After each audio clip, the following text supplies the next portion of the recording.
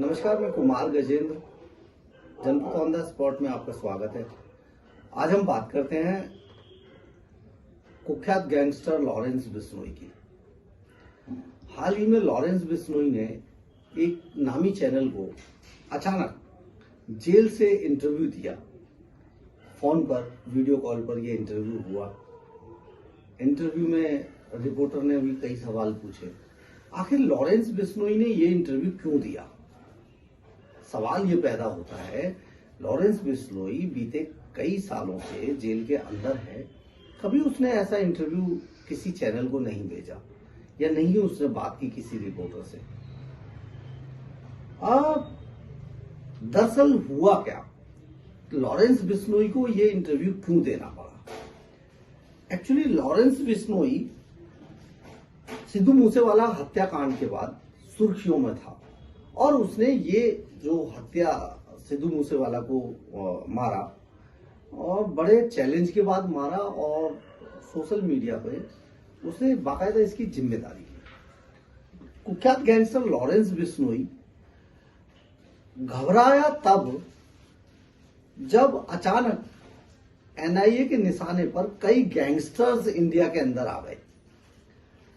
NIA को सूचना मिली थी कि पाकिस्तानी खुफिया एजेंसी आईएसआई अब बजाय अपने डायरेक्ट एजेंट या स्लीपर सेल से काम कराने के उसने कई कुख्यात गैंगस्टर्स से हाथ मिला लिया है और वो एक मोटी रकम इन लोगों को देकर इंडिया के अंदर इंडिया के ही गैंगस्टर्स से इस तरीके के अपराध करा रहे थे।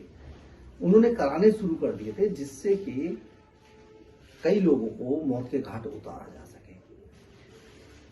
मौत के घाट ये आईएसआई के निशाने पर वो लोग भी थे जो कहीं ना कहीं खुफिया एजेंसियों से जुड़े हुए हैं और उनकी मदद करते हैं।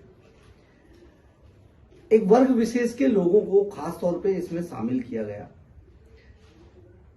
जब ऐसा लगने लगा, नीरज बवानिया जैसे गैंगस्टर्स के घरों पर रेड हुई, एनआईए की कई जांच हुई, पंजाब के कई गैंगस्टर्स पर रेड हुई और उनकी जांच हुई, उनके घरों की तलाशी ली गई, बहुत सारा असला गोला बारूद वहां से बरामद हुआ, बहुत सारा कैश बरामद हुआ, कई तरीके की चीजें। एनआईए अब लॉरेंस बिश्नोई को अचानक ये लगने लगा था कि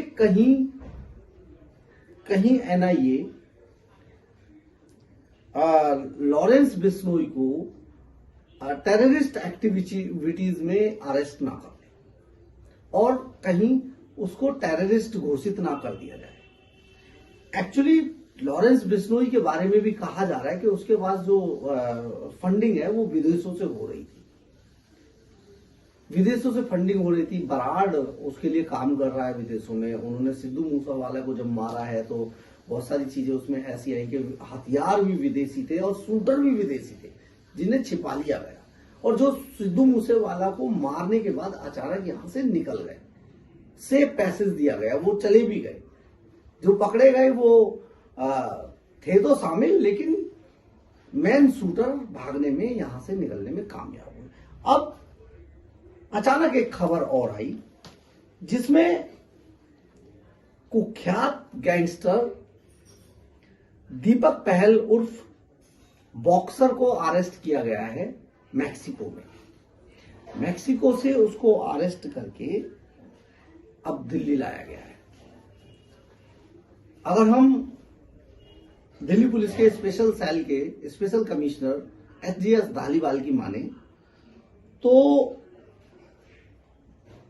दिल्ली पुलिस की मदद इंटरपोल और अमेरिकी दूतावास ने की है इस काम में और बॉक्सर को गिरफ्तार किया गया है। लॉरेंस बिश्नोई का ये शार्प शूटर 2018 से फरार चल रहा था और इस पर सुपारी किलिंग के अलावा 10 संगीन अपराध दर्ज थे जिनमें ये फरार था।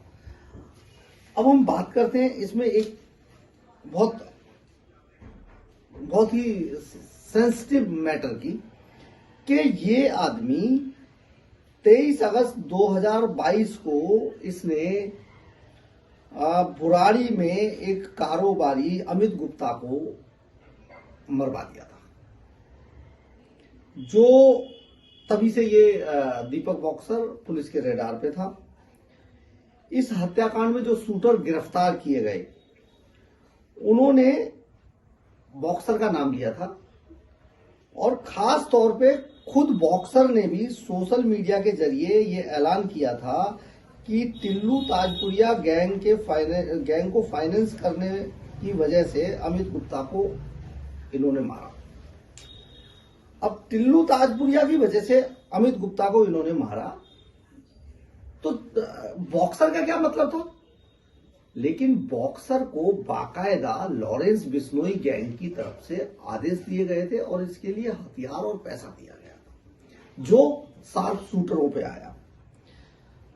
अब ये साहब जब इन पर मुकदमा दर्ज हो गया तो इन्होंने करीब 40 लाख रुपए खर्च करके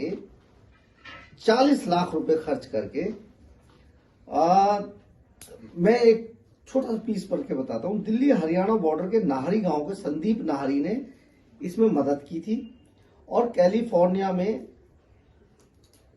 जो संदीप नाहरी जो कैलिफोर्निया में है, ठीक है, यूपी के बरेली से पासपोर्ट बनाने वालों को भी इस मामले में पकड़ा गया और इसने मुरादाबाद के पते पर फर्जी रवि अंतिल के नाम से पासपोर्ट